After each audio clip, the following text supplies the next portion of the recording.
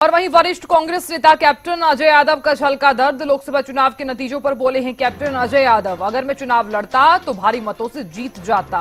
Captain Ajay Yadav ने कहा कि मैंने और चिरंजीव ने जमकर मेहनत की। तो लोकसभा चुनाव के नतीजों पर बोले हैं कैप्टन अजय यादव, हम पार्टी के वफादार सिपाही हैं, अगर मैं चुनाव लड़ता तो भारी मतों से जीतता।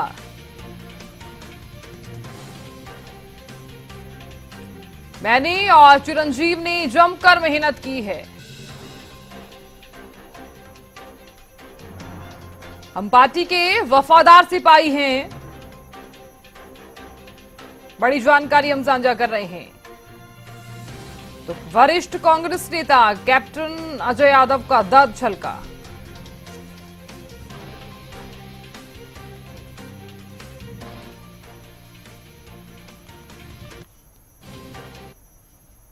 मुझे भले ही टिकट ना मिली हो, लेकिन चिरंजीव हमने जो है मन लगा के, तो हम तो पार्टी के आदमी हैं, हमने कहाँ मरना है इस उम्र में जाके।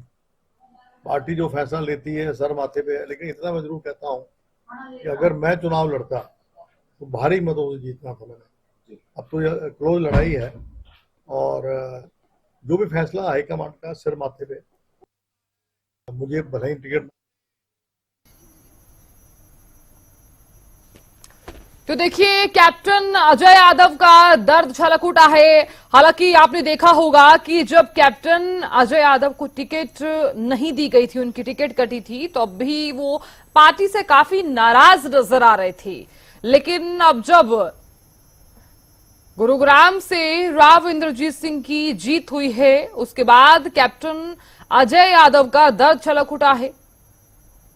चुनावी नतीजों के बाद कैप्टन अजय यादव ने कहा कि हम पार्टी के वफादार सिपाही थे। हालांकि जिस प्रकार से गुरुग्राम से कांग्रेस के प्रत्याशी राज बब्बर ने चुनाव तो लड़ा, लेकिन हार गए वो। उसके बाद कैप्टन अजय यादव ने कहा कि अगर मैं चुनाव लड़ता तो हम जरूर जीत जाते। तो ये तमाम बातें जो हैं वो कैप्टन अजय यादव ने कही हैं। बता दें कि कैप्टन अजय यादव पार्टी के वरिष्ठ नेता हैं। हालांकि इससे पहले भी आपने देखा होगा कि वो पार्टी से काफी नाराज भी नजर आ रहे थे, लेकिन इस बीच कैप्टन अजय यादव का दर्द छलक उठा है।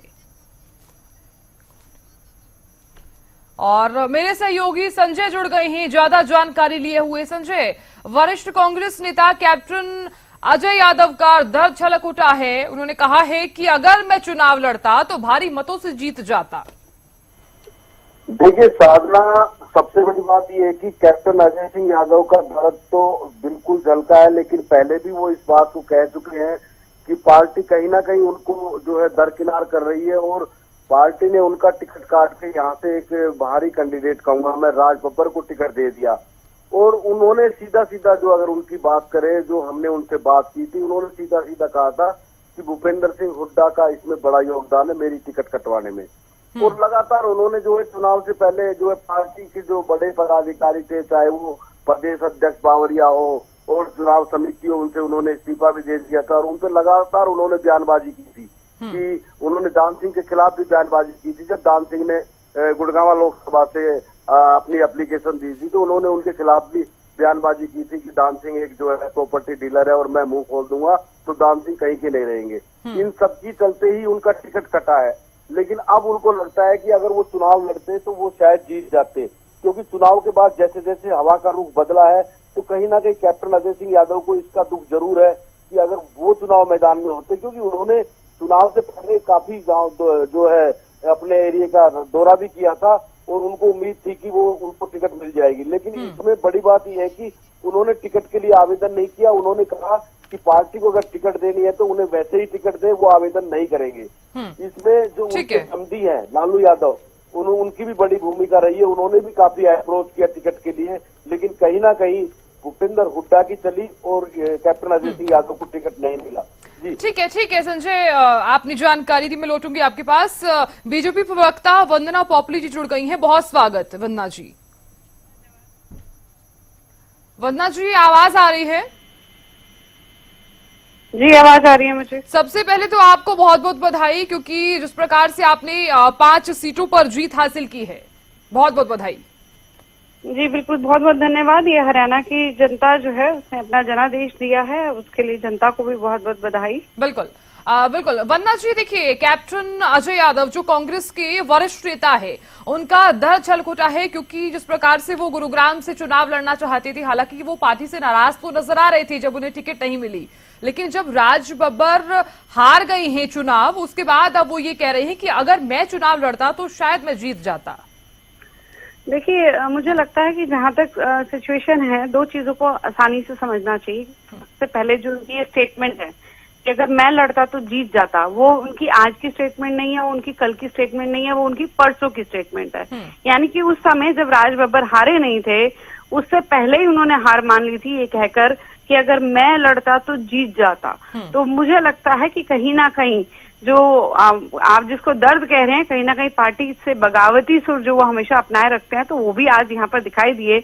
और दूसरी बात, मुझे थोड़ी हैरानी होती है कि वो किस मुंह से इस चीजों को कहते हैं। जो व्यक्ति कह दे कि मेरा पार्टी में दम घुट रहा है और उसके बाद वो पार्टी से उम्मीद करे कि उनको टिकट भी दे दें, तो मुझे लगता है कैप्टन अजय यादव गाहे बगाए जो है हुड्डा साहब के अगेंस्ट कुछ ना कुछ कहते रहते हैं, पार्टी के अगेंस्ट कुछ ना कुछ कहते रहते हैं, तो उसके बावजूद भी उनको अलग तरह की उम्मीदें रहती हैं।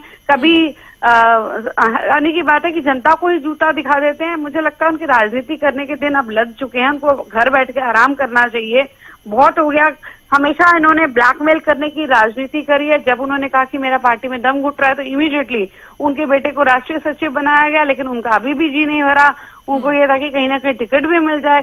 तो इनको हर चीज अपने घर में चाहिए, हर चीज ही अपने लिए चाहते हैं। जनता की इन्होंने कुछ किया नहीं है। कांग्रेस के प्रवक्ता वेद प्रकाश जी भी जुड़ गए हैं, उनसे भी जान लेते हैं कि उनकी कैसी है प्रतिक्रिया। वेद प्रकाश जी, बहुत स्वागत आपको। और सबसे पहले तो आपको बहुत बहुत बधाई, क्योंकि आपने भी हरियाणा में 5 सीटें जो हैं वो जीत ली हैं। जिस प्रकार का दावा आप कर रहे थे, 10 सीटों का दावा तो आप लोग कर रहे थे, लेकिन 5 तो आपने हासिल कर ही लिए। धन्यवाद आपका। वेद प्रकाश जी, कांग्रेस के वरिष्ठ नेता कैप्टन अजय यादव अब ये कह रहे हैं कि अगर मैं गुरुग्राम से चुनाव लड़ता तो शायद मैं जीत जाता। हालांकि वंदना जी की तरफ से तो ये कहा गया है कि ये आज की स्टेटमेंट नहीं है, ये परसों की स्टेटमेंट है। आप क्या कहेंगे? देखिए साधना जी, कौन चुनाव लड़ता, कौन जीतता, कौन हारता, अब ना तो उसका कोई महत्व है और ना उन बातों पर चर्चा करने से कुछ निकलने वाला है। अब समय है कि जो वर्तमान जनादेश आया है उसका विश्लेषण करने का और भविष्य की अपनी योजना बनाने का। जनता ने हमें 46 विधानसभा क्षेत्रों में लीड दी है और 5 सीटें दी हैं। इसका मतलब है कि जनता बदलाव चाहती है। अगर हम बेहतर प्रबंधन करते और हमारा सत्ता अहंकार नेताओं का कम होता तो हम कुरुक्षेत्र और भिवानी सीट भी जीत सकते थे।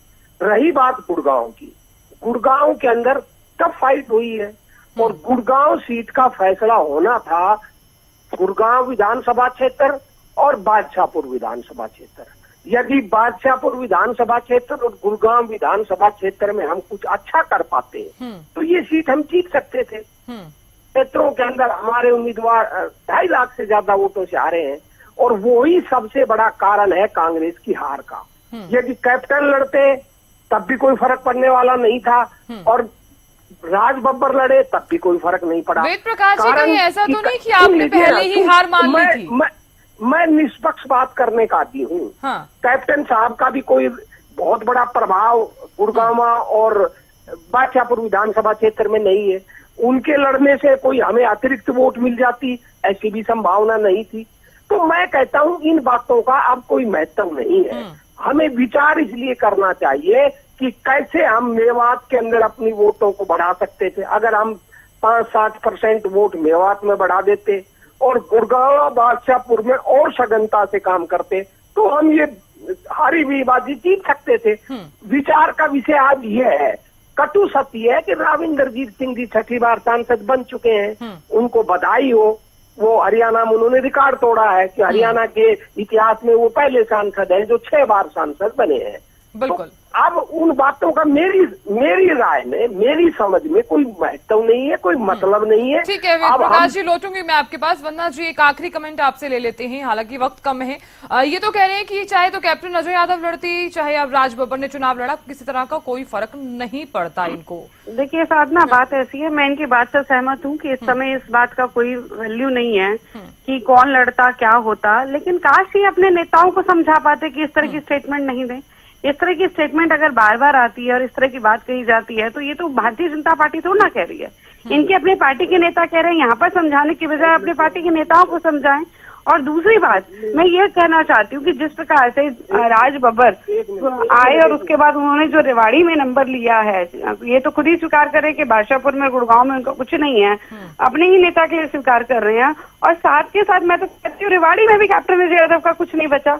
जब राज बब्बर जितना नंबर लेकर गए हैं उतना ही नंबर पिछले 3-4 इलेक्शन में कैप्टन अजय यादव लेकर जाते रहे हैं, तो इसका मतलब ये है कि वो तो पार्टी के वोट थे, कैप्टन अजय यादव का तो कुछ था ही नहीं। मुझे लगता है कैप्टन अजय यादव खुद को महसूस कर पा रहे हैं कि हर तरफ से उनका हाथ खाली है, ना पार्टी की तरफ से कुछ मिला, ना जनता की तरफ से कुछ मिला। तो ये फ्रस्ट्रेशन तो उनकी बार बार बाहर आएगी। लेकिन हैरानी की बात ये है कि उनके अपने ही प्रवक्ता ये बता रहे हैं कि उनका हाथ गुड़गांव में भी खाली है, बादशाहपुर में भी खाली है। तो ये चलिए ठीक है वंदना जी, आप हमारे साथ जुड़ी, बहुत बहुत शुक्रिया। वेद प्रकाश जी, आपको भी बहुत बहुत बधाई और बहुत बहुत शुक्रिया। देखिए, हालांकि जिस प्रकार के नतीजे आए हैं और गुरुग्राम से छठी बार सांसद राव इंद्रजीत सिंह, हालांकि वो इससे पहले भी सांसद रहे हैं, और उसके बाद हमने प्रवक्ताओं से भी जाना कि आखिरकार उनकी क्या प्रतिक्रियाएं हैं।